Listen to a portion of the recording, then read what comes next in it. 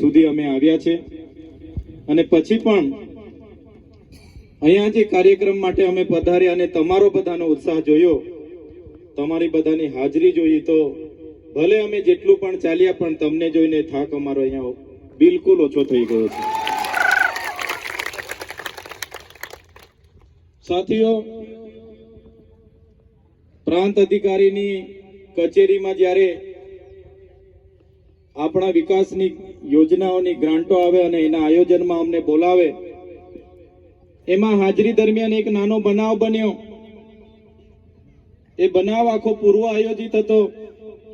બનાવ બન્યાના 5 જ મિનિટમાં એમના મોટા નેતાઓ ત્યાં આવી ગયા, મોટા પોલીસ અધિકારીઓ આવી ગયા અને મને જેલમાં નાખી દેવામાં આવ્યો. આ મારા જેલના સમય દરમિયાન તમે પોલીસની કાર્યવિધિ પણ તમે જોઈ હશે. મારા વકીલોને પણ કોર્ટમાં પ્રવેશવા દેવામાં ના આવ્યા, મને એકલો પાડી દેવામાં આવ્યો. મારા સાથી આગેવાનો હોય, મારા પરિવારના લોકો હોય, એમને પણ મળવા દેવામાં ના આવ્યા. નર્મદા જિલ્લાની રૂએ જોવા જઈએ તો મારો જિલ્લા જેલ રાજપીપળામાં મને રાખવામાં આવે, છતાં મને સેન્ટ્રલ જેલ વડોદરા ખાતે મોકલી દેવામાં આવ્યો. વડોદરા ખાતે પાકી સજા પામેલા કેદીઓની વચ્ચે એક નાની કોટડીમાં એક સામાન્ય કેદીની જેમ ત્યાંના નીતિ નિયમો પ્રમાણે જ્યારે રહેવાનું આવ્યું, ત્યારે શરૂઆતમાં મને એવું થયું, હું કાયમ લોકો સાથે રહેનારો, લોકોના કામ કરનારો, લોકોના સુખમાં અને દુઃખમાં મને જવાનું ગમે, લોકોને મળવાનું ગમે, કોઈનો ફોન આવે એમની સાથે બેસીને વાત કરવાનું ગમે. પણ જ્યારે અચાનક મને જેલમાં નાખી દેવામાં આવ્યો, એ પણ એકલું રહેવાનો વારો આવ્યો અને જેલના નિયમો પ્રમાણે અંદર, ત્યારે શરૂઆતમાં મને થયું કે કદાચ મારું મગજ કદાચ અહીંયા બંધ નહીં થઈ જાય તો સારું. બહારના વિચારો એટલા આવે, બહારના લોકોના ચિંતા એટલી થાય, ત્યારે મને ખરેખર બહારના વિચારો હચમચાવી નાખે. ત્યારે મને થતું કે આ અંધારી કોટડીમાં ક્યારેક મારું મગજ ન બંધ થઈ જાય તો સારું. ત્યારે ત્યાં ઘણા કેદીઓ, જ્યારે બંદી ખુલે બહાર નીકળો ત્યારે અમુક મને ઓળખવા વાળા કેદીઓ મળે. આપણા વિસ્તારના પણ ઘણા કેદીઓ છે, આ નજીક ગામના, મને ઓળખે. ત્યારે મને કહે, સાહેબ તમે ક્યાં અહીંયા આવી ગયા? તમે અહીંયા આવી ગયા, તમારો પરિવાર કેટલી પીડામાં હશે, તમારા બાળકો કેટલા પીડામાં હશે. ત્યારે મેં એ કેદી બંધુને મેં કહેતો હતો કે મિત્ર, જે પ્રકારે મારા વિસ્તારમાં પોલીસની હેરાનગતિ અમારા લોકોને થાય છે ને, એ પીડા જે થાય છે અમારા લોકોને, એ પીડા સામે આ મારી પીડા તો કઈ નથી. ત્યારે કેદી મિત્રોને મેં કહેતો હતો કે મારા વિસ્તારમાં કેવડિયામાં મારા ભાઈઓને જ્યારે બાંધી બાંધીને મારીને મારી નાખવામાં આવે અને એના પરિવાર પર જે પીડા ગુજરે ને મેં મહેસૂસ કરું છું, એની સામે તો આ મારા પરિવારની આ પીડા કઈ નથી. એ કેદી બંધુને મેં કહેતો હતો કે કેવડિયામાં મારી બહેનો આખી જિંદગી મહેનત કરીને, જેમણે નાની નાની દુકાનો ને નાના નાના ઘરો બાંધીને રહેતા હતા, અને એ ઘરો આ પ્રશાસને રાતે તોડી નાખ્યા, તો મારી બહેનો પર જે પીડા ગુજરી હશે, પીડા મેં મહેસૂસ કરું છું. એની સામે મારા આ પરિવારની પીડા કઈ નથી. મારા વિસ્તારમાં રોડ નથી, રસ્તા નથી. મારી બહેનોને જ્યારે પ્રસૂતાની પીડા ઉપડે છે અને ત્યાં એમ્બ્યુલન્સ પણ નથી પહોંચતી, અને મારી બહેનોને જ્યારે ઝોલી લઈને નીકળે છે અને મારી બહેનનું ને નાના બાળકનું જ્યારે રસ્તે મૃત્યુ થઈ જાય છે, અને એ પરિવારનો પીડા જ્યારે મેં મહેસૂસ કરું છું, એની સામેની આ પીડા કઈ નથી. એટલે મારી પીડા નથી, પણ મારી જનતાની પીડા હું આવનારા દિવસોમાં દૂર કરી દઈશ. મારો પરિવાર ભલે પીડામાં હશે આજે, પણ મેં તો મારી જનતાની પીડા દૂર કરવા માટે આ જેલ વેઠી રહેલો છું. અને મારા કેદી બંધુઓને હું કહેતો હતો કે મારી જનતાની પીડા દૂર કરવા માટે આવી કેટલીય જેલો થશે, આ ચૈતર વસાવા હસતે હસતે વેઠી લેશે. હું જ્યારે છૂટીને આવ્યો એ દિવસે બધા સ્વાગત કરવા માટે આવ્યા. મારા મિત્ર, મારા સંગઠનના વડીલો બધા મળ્યા, મારી ચર્ચા કરી. 80 દિવસ અંધારી કોટડીમાંથી રહીને નીકળ્યો. શરૂઆતમાં બધાના નામો પણ મોખે ના ચડે, મળું હસું, પણ પછી ધીરે ધીરે નામ યાદ આવે. પછી મેં ધીરે ધીરે એક અઠવાડિયું બધાને પૂછ્યું શું થયું. ત્યારે અહીંના નેતાઓ બધા એવું વિચારતા હતા કે આને જેલમાં નાખી દીધો છે, આમને હવે પૂરું થઈ જવાનું છે. આ ચૈતર વસાવા હવે ગયો, આમ આદમી પાર્ટી પૂરી થઈ ગઈ, ફલાણું થઈ ગયું, ઢીકણું થઈ ગયું, ફલાણું થઈ ગયું, આ થઈ ગયું, તે થઈ ગયું. પણ તમારા બધાના આશીર્વાદથી, તમારી બધાની પ્રાર્થનાથી, તમારી બધાના દુઆથી આજે મને નામદાર કોર્ટે જામીન આપી દીધા છે અને તમારી વચ્ચે મેં આવી ગયો છું, તમારી વચ્ચે આવેલો છું. ત્યારે નેતાઓને પણ આજના મંચ પરથી કહેવા માંગુ છું, तुमको क्या लगता था नहीं लौटेंगे, तुमको क्या लगता था नहीं लौटेंगे, गलत. जब तक तोड़ेंगे नहीं तब तक छोड़ेंगे नहीं. ये चैतर वसावा है, चैतर वसावा कभी झुकेगा नहीं. મને કેટલાય લોકો મળ્યા, મોટા મોટા લોકો. હું જ્યારે 3 દિવસની પેરોલમાં આવ્યો, ગાંધીનગર ગયો, કીધું કે હમણાં મંત્રીમંડળનું વિસ્તરણ થવાનું છે, તમે પણ જોડાઈ જાઓ અમારી સાથે, હમણાં તમને મંત્રી બનાવી દઈએ. પણ જે મારી ગરીબ જનતાનો મને સહકાર મળ્યો છે, મારી ગરીબ જનતાના મને આશીર્વાદ મળ્યા છે, આ આશીર્વાદ, આ સહકાર એ મંત્રીને મુખ્યમંત્રી કરતા પણ મારા માટે બહુ મોટી વાત છે.